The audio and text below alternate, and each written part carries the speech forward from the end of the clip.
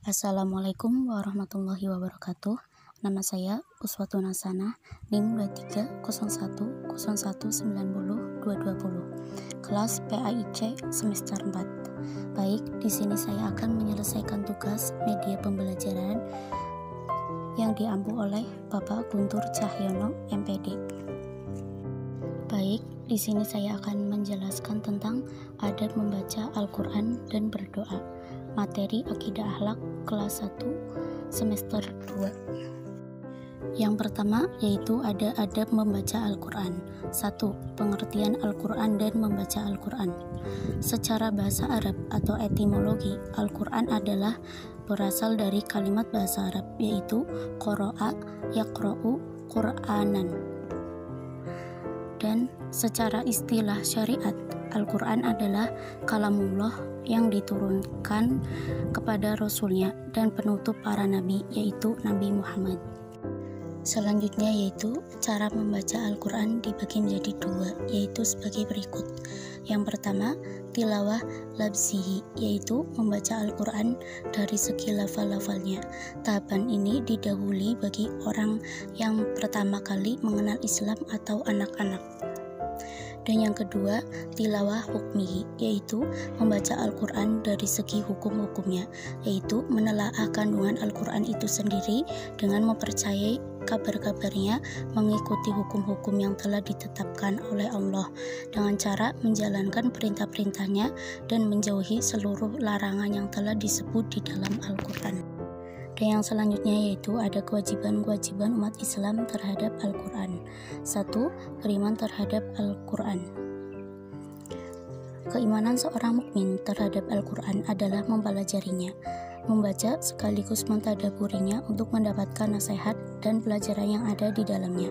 Karena salah satu sifat Al-Quran adalah mau'izah. Dan yang kedua yaitu menjalankan perintah Al-Quran.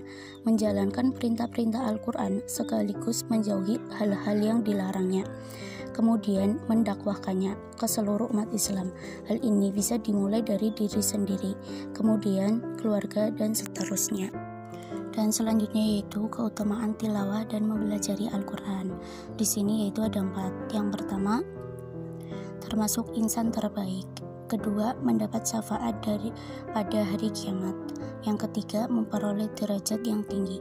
Dan yang keempat, melembutkan hati. Dan selanjutnya itu ada adab membaca Al-Quran. Yang pertama yaitu mengikhlaskan niat untuk Allah Subhanahu wa Ta'ala. Dan yang kedua, khusyuk, tenang dan sopan. Dan yang ketiga, ditempatkan yang suci. Dan yang keempat, membaca doa isti'azah. Dan yang kelima, membaguskan suara. Dan keenam, membaca dengan pelan. Ketujuh, membaca dengan tartil. Dan materi kedua yaitu ada adab berdoa. 1. Pengertian berdoa.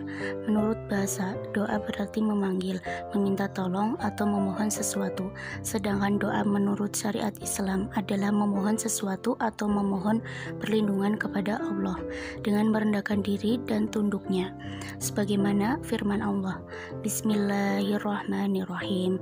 Wa qala rabbukumul ud'uni astajib lakum innal ladzina yastakbiruna an ibadati sayadkhuluna jahannam dakhirin.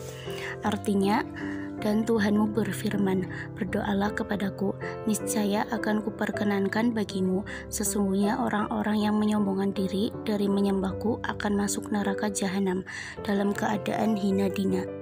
Dan yang kedua yaitu ada manfaat doa. Manfaat doa di sini yaitu ada 5. Yang pertama, terhindar dari keputusasaan karena selalu berharap Allah memberikan sesuatu yang diinginkan.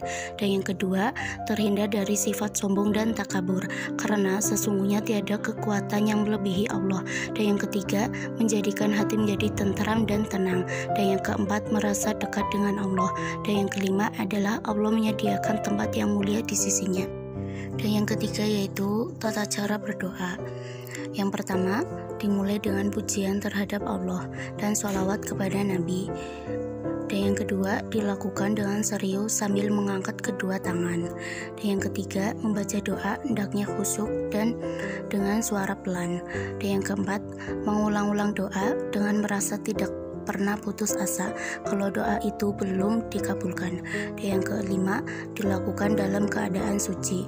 Keenam, memahami makna dari doa yang dibaca. Sekian dan terima kasih. Kurang lebihnya mohon maaf. Wassalamualaikum warahmatullahi wabarakatuh.